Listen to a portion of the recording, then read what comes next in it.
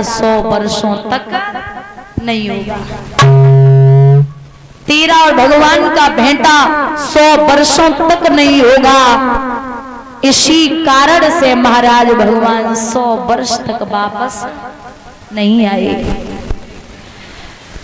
वो बाबा नारद ने भोजराज कंस को अकल बताई है कि चिट्ठी लिख दे और धनुष यज्ञ करवा दे, उसी में बुला लेना।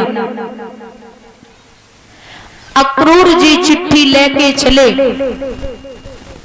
जैसे ही ब्रज में पहुंचे तो चाचा को कृष्ण ने प्रणाम कियो है। चाचा सब कुशल मंगल है ना?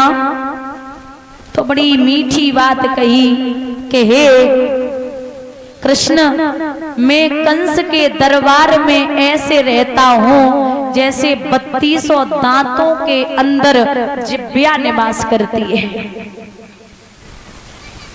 भैया बताया था ना जब पहले दिन आए थे कि ये रसना होती ना जिब्या, इस जिब्या में एक भी हड्डी नहीं होती, लेकिन इसमें इतनी ताकत होती है भैया, अच्छे अच्छों की हड्डियां तोड़वा सकती है। बड़ी खतरनाक इंद्रिय है रसना। जिब्या बड़ी, पता नहीं कब कहां पर कैसा बोल दे, पता ही नहीं चलता। तो बोले मैं ऐसे रहता हूं जैसे 3200 दांतों के अंदर जिब्या निवास करती है। भगवान बोले हमें पता, तुम चिट्ठी लेके आए, मामा के हमारे निमंत्रण है। बोले हाँ कृष्ण।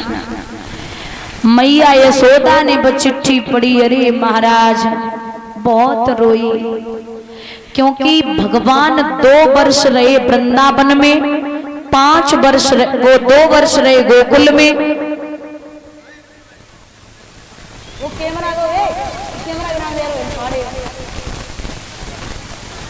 2 वर्ष रहे गोकुल में, 5 वर्ष रहे वृंदावन में।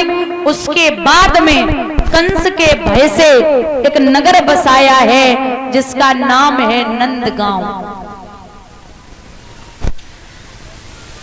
चिट्ठी मैया यशोदा ने पढ़ी तो बोली चाहे हमारे शरीर की बोटी है जाए, लेकिन मैं कृष्ण को कभी मथुरा नहीं भेज सकती। तो भगवान बोले मां एक बात सुन ले। कौन सी? अगर मामा ने बुलायो है तो जाने तो पड़ेगो।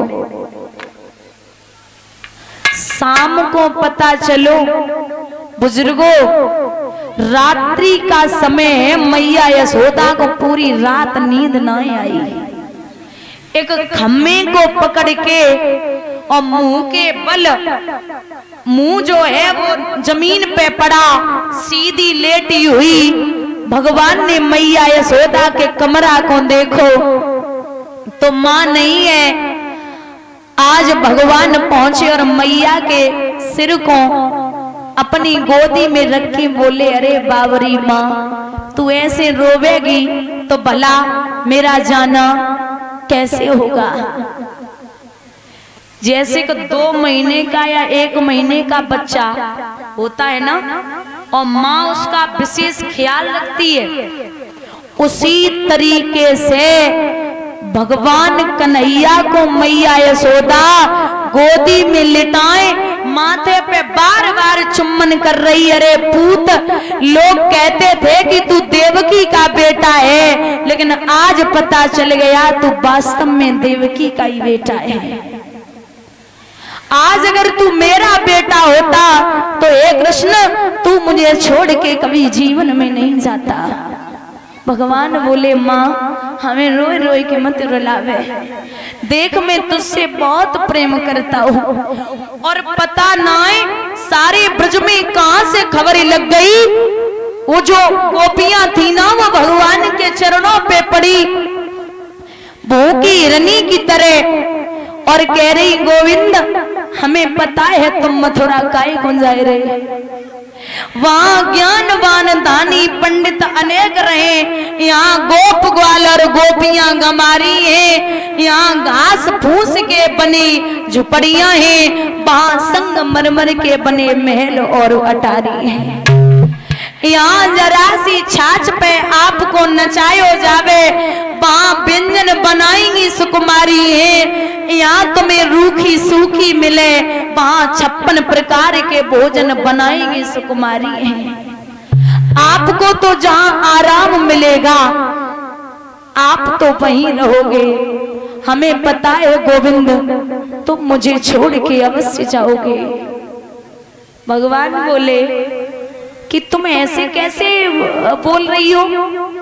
महाराज, गायों ने अपना मुख नहीं रखा चारे पर और बछड़े रमा रहे, गायें रमा रही, ब्रज के ग्वाल वाल रो रहे।